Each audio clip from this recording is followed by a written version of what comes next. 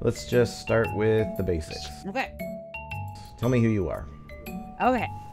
My name's Claire Ashley, and I am an artist and teacher and mom and wife.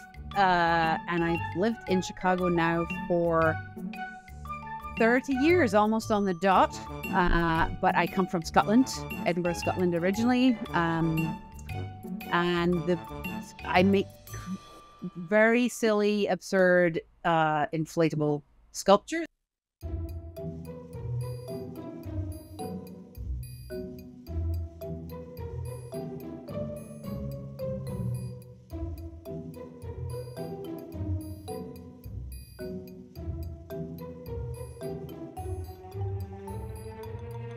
So what? How did you get into art? Yes, the art thing. My sister and I used to always just entertain ourselves because before cell phones and the internet, I am old. So we used to always just entertain ourselves drawing on the kitchen table. And so that parlayed through high school into taking a ton of art classes. And in my high school in Edinburgh, the art building was in like 4 blocks from the main school, so you could hide out in the high school art department and not be annoyed by everybody else. So I tended to do lots of paintings in there. And then my dad wanted me to be an engineer if I wasn't going to be a physicist like him, and so I came up with a plan to persuade him to let me be an architect. And so I applied to Glasgow to do architecture and also to art school. And then at the last minute, I was like, sorry, Dad, I have to go to art school. I'm not cut out to be an architect. So it was sort of in my blood early on, but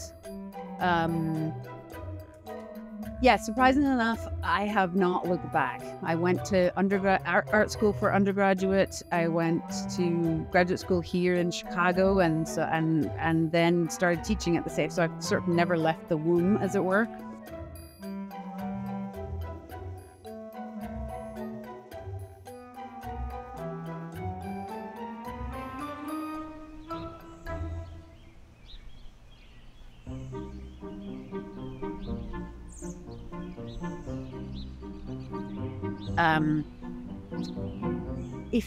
Play is a really serious matter in an artist's practice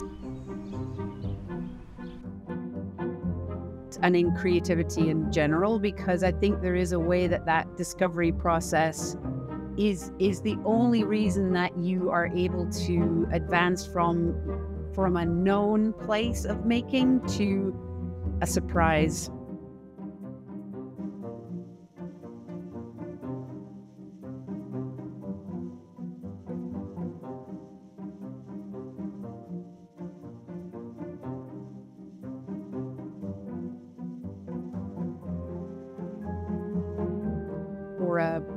Or a way that there's an invention beyond what you might have imagined when you started out. So I talk a lot about failure as being a positive thing, as being a through way to discovery, and play as being a very serious activity.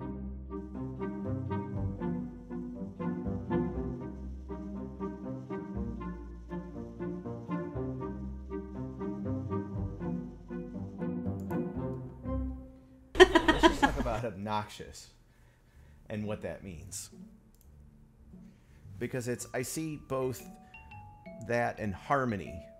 Thank you. Yay. Right? Thank you. Yeah.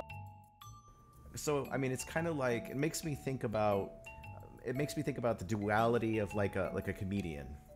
You got that everything feels funny, it feels light, but underneath it all there's something else happening. Right. And that the more obnoxious it is, the more serious it is. Right. I hopefully, yes. I mean, I use that,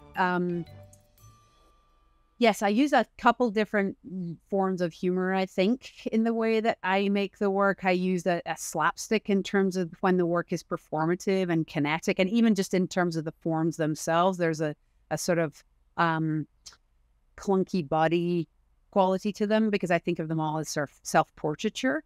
But in terms of the obnoxiousness having an underlying subversive content, I'm sort of trying to utilize that through a feminist lens. So I'm trying to take up as much space as possible as an artist in the world, to think about how that obnoxiousness and loudness is part of it's obviously part of my persona, but it's also a way that I get to, I like to sort of compete at this monumental scale with the macho 60s monumental sculptures, and the sort of idea of abstraction or abstract expressionism as being a pretty macho task.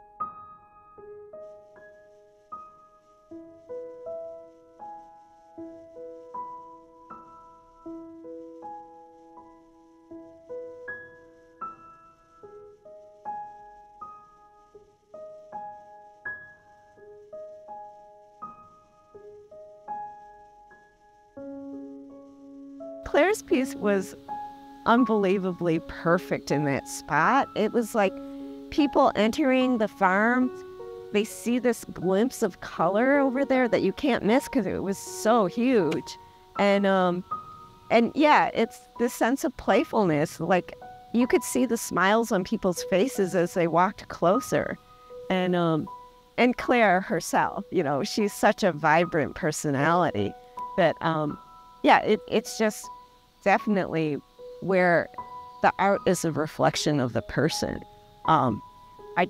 Her pieces, like I knew I wanted to ask her to show at Cultivator because I thought it was a perfect fit. And I love Claire.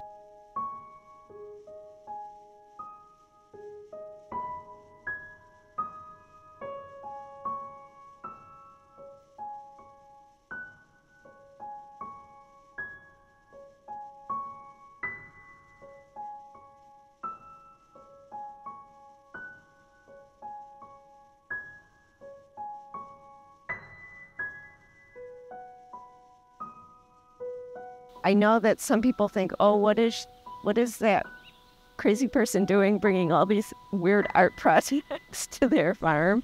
But a lot of the local people that come to the Cultivator events, they really like them.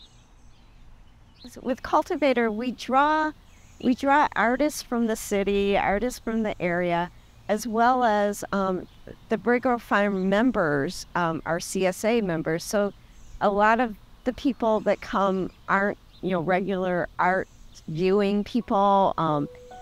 There's just a combination of people, including children. And so I love exposing all of those different people to the farm and to art. And with Claire's piece, the children were fascinated by them, and the people who don't normally see art were really affected that this is art.